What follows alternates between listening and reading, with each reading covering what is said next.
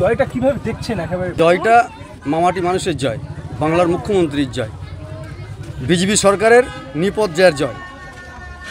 এই বিজেপি সরকার মানুষের যে সমস্ত অধিকার কেড়ে নিচ্ছে তার বিরুদ্ধে জয়। এটা কি উন্নয়নের জয়, অভিষেক বন্দ্যোপাধ্যায়ের জয়, পার্থভূমিকের জয়, লক্ষ্মী ভাণ্ডারের জয় এবং সবুজ সাথীর জয়, অপমার জনতার জয়।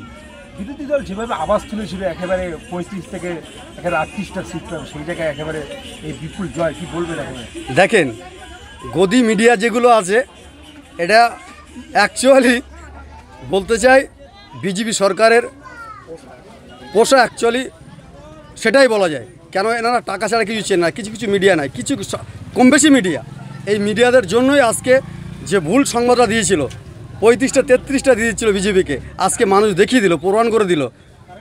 অপমার জনতা, তৃণমূল কংগ্রেস বিজেপির বিরুদ্ধে যেটা করলো, মানুষকে দেখিয়ে দিল, বুঝিয়ে দিল যে বাংলার মানুষ কি করতে পারে, টোটাল ভারতবর্ষের মানুষ কি করতে পারে। আজকে নরেন্দ্র মোদী 3 দিন যেভাবে বসেছিল, উনি ধ্যান করতে করতে অজ্ঞান হয়ে গেছে এই ভোট গণনার পরে। এই বাংলার জয়, মমতা বন্দ্যোপাধ্যায়ের জয়। আপনার নাম? মোহাম্মদ জয়নাল হালদার, তারাবেড়িয়া যুবনেতা।